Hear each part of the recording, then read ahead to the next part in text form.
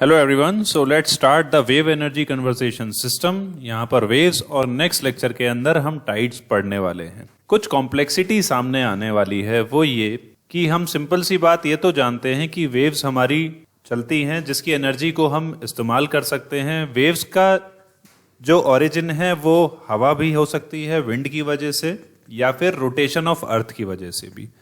सो इन waves के अंदर अगर हम रोटर सिस्टम इस्तेमाल कर लें तो हम वेव से इलेक्ट्रिकल एनर्जी को प्रोड्यूस कर पाएंगे। बट प्रॉब्लम यहाँ पर यह है कि वो दोनों दिशा में चलती हैं, left to right and right to left.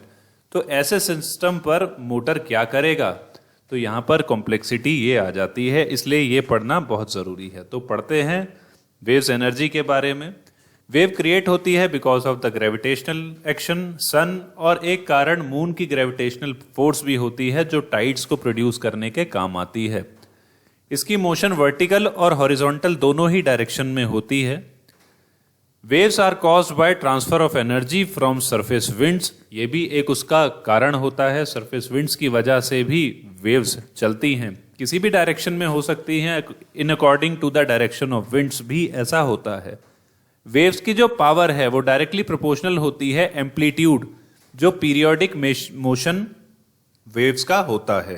क्योंकि वेव्स एक पीरियोडिक मोशन के अंदर चलती हैं, उसका जो एम्पलीट्यूड है उस एम्पलीट्यूड के इक्विवेलेंट पावर प्रोड्यूस हम कर सकते हैं वेव्स से। बट डीप सी के अंदर एक बहुत बड़ा एरिया हमें चाहिए होता है इसको प्रोड्यूस करने के लिए। Ocean waves are periodic, regular and moving in to and fro motion. Periodic भी है, रेगुलर भी है, टू एंड फ्रो मोशन में चलती है। तो ये कॉम्प्लेक्सिटी है कि किस तरीके से हम अब पावर को जनरेट करें। ओशन वेव्स जनरेट होती हैं because of the planetary winds, gravitational force of moon, because of the rotation of earth. जो पीरियोडिक मोशन है उसका जो टाइम पीरियड है 4 से 12 सेकंड का होता है। हाइट लगभग 0.2 से 4 मीटर तक की वेव्स होती हैं। यहाँ वेव्स की बात करी है, टाइड्स की बात नहीं करी है। अगर इस वेलोसिटी को हम निकालें तो वो होती है t into lambda, velocity of waves, where t is the time period 1/f and lambda is the wavelength.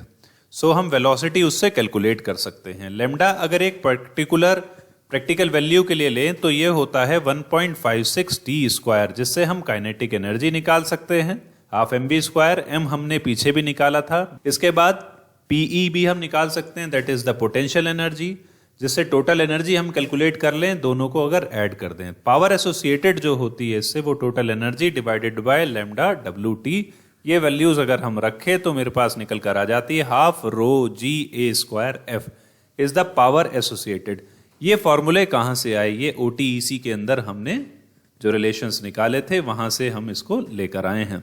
Different types के ये होते हैं, जैसे होस पंप्स, दूसरा बढ़े तो पेलामिस, ऑसिलेटिंग वाटर कॉलम्स। तो डिफरेंट 3 ये तरीके के मैं यहाँ समझाने वाला हूँ। हुस पंप्स कुछ इस तरीके का होता है। अब इस प्रिंसिपल को जानने के लिए एक चीज समझ लें, क्योंकि ये यूनिडायरेक्शनल नहीं है, बाई डायरेक्शनल है, तो कुछ ऐसा डिवाइस मुझे लेना पड़ेगा जिससे एक पर्टिकुलर मोशन के अंदर जब वेव फ्लो कर रही है तो उसके अंदर वाटर का एक लेवल सपोज स्टोर हो जाए, बट आउटलेट इस तरफ से ना हो।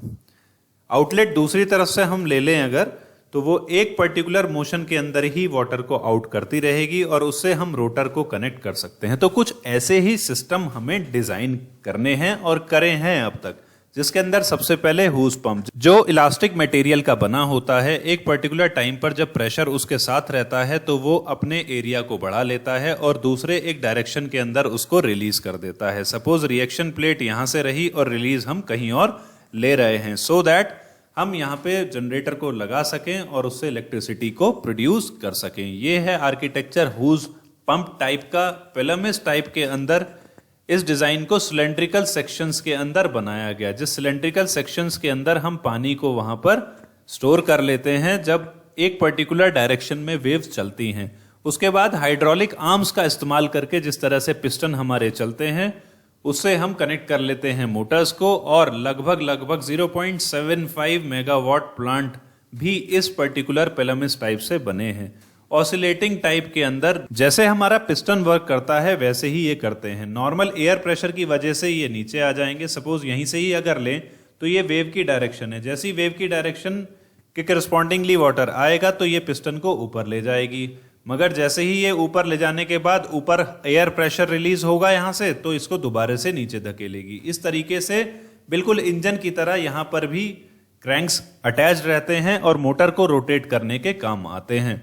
तो इस तरीके से दोनों ही डायरेक्शन के अंदर, चाहे हम लेफ्ट टू राइट कहें या राइट टू लेफ्ट, दोनों ही डायरेक्शन को यूटिलाइज कर लेते हैं इस पर्टिकुलर डिवाइस के अंदर और एफिशिएंसी उससे बढ़ा लेते हैं। इसका मतलब हम कह सकते हैं कि ऑसिलेटिंग वाटर कॉलम की एफिशिएंसी ज्यादा रहती है।